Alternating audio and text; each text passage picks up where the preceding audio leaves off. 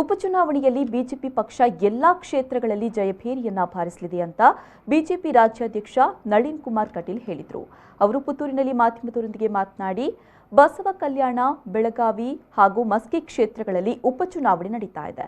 3 ಕ್ಷೇತ್ರಗಳ ಮತದಾರರಲ್ಲೂ ಪಕ್ಷದ ಅಭ್ಯರ್ಥಿಗಳ ಪರ ಒಲವಿದೆ. ಕಾಂಗ್ರೆಸ್ ಸರಿಯಾದ ಅಭ್ಯರ್ಥಿಗಳು ಸಿಗದಂತಹ ಸ್ಥಿತಿಯಲ್ಲಿದೆ. ಬೆಳಗಾವಿಯಲ್ಲಿ ಸುರೇಶ್ ಅಂಗಡಿಯವರು ಮಾಡಿದಂತಹ ಅಭಿವೃದ್ಧಿ ಕಾರ್ಯಗಳು ನೆರವಾಗಲಿದೆ ಎಂದರು. ಇನ್ನು ಮಂಗಳೂರು ಬೆಂಗಳೂರು ರಾಷ್ಟ್ರೀಯ ಹೆದ್ದಾರಿ ಕಾಮಗಾರಿ ಏಪ್ರಿಲ್ ತಿಂಗಳಿನಿಂದ ಆರಂಭಗೊಳ್ಳಲಿದೆ.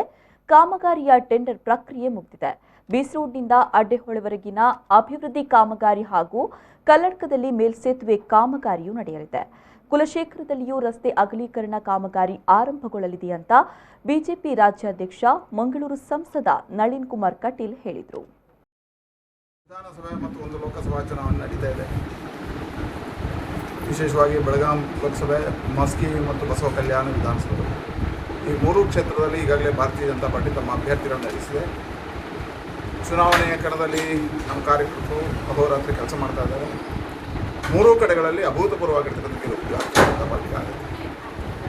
ವಿಶೇಷವಾಗಿ ಬಸವ ಕಲ್ಯಾಣದಲ್ಲಿ ಮತ್ತು ಮಸ್ಕಿ ವಿಧಾನಸಭಾ ಕ್ಷೇತ್ರದಲ್ಲಿ ಕಾಂಗ್ರೆಸ್ನ ವಿರೋಧಿ ಅಲೆ ಇದೆ.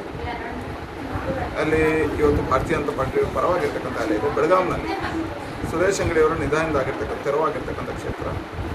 ಸುರೇಶ್ ಅಂಗಡಿಯವರು ಬಹಳ ಅದ್ಭುತವಾಗಿರ್ತಕ್ಕಂಥ ಅಭಿವೃದ್ಧಿ ಕಾರ್ಯಗಳನ್ನು ಮಾಡಿದರು ಆ ಕ್ಷೇತ್ರದಲ್ಲಿ. ಇವತ್ತು ಅಲ್ಲಿಯ ಜನ ಭಾರತೀಯ ಜನತಾ ಪಾರ್ಟಿ ಪರವಾಗಿರ್ತಕ್ಕಂಥ ಒಲವನ್ನು ತೋರಿಸ್ತಾ ಇದ್ದಾರೆ. 3 ಕಡೆಯೂ ನಾನು ಪ್ರವಾಸಗಳನ್ನು ಮಾಡಿ ಬಂದೆ. ಈ ಬಾರಿ ಕಾಂಗ್ರೆಸ್ ಠೇವಣಿಯನ್ನು ಕಳ್ಕೊಳ್ತೀನಿ. ಟೆಂಡರ್ಗಳು ಮುಗಿದಿದ್ದಾವೆ. ಕಾಮಗಾರಿ ಈ ತಿಂಗಳಿಂದ ಏಪ್ರಿಲ್ ಕೊನೆಯ ವಾರದಲ್ಲಿ ಪ್ರಾರಂಭ ಆಗುತ್ತೆ.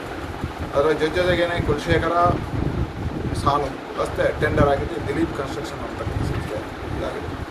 ಅದು ಕಾಮಗಾರಿಗಳು ಇನ್ನೊಂದು 2 ತಿಂಗಳಲ್ಲಿ ಎಕ್ವೇಷನ್ ಸಮಸ್ಯೆಗಳಿದ್ದಾವೆ, ಪರಿಹಾರದ